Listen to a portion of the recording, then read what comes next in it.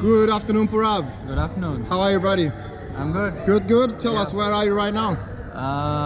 Right now I'm at SkyDive Dubai. SkyDive Dubai? Yeah. About to jump out of a plane? Yeah, absolutely. How you feeling, brother?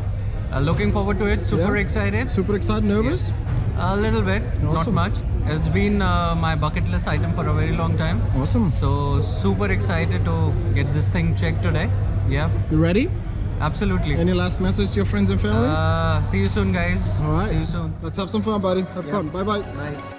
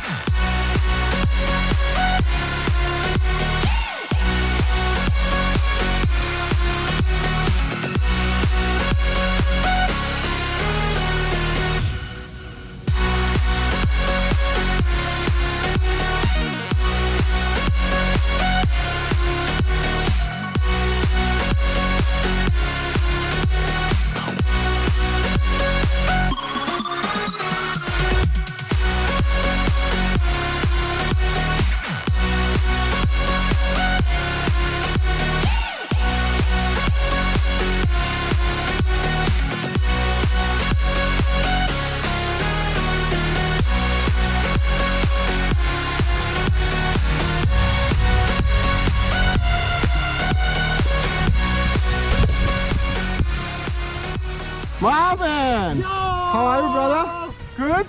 Yes. Happy? Very happy. Awesome. Good job, brother. Would you do it again?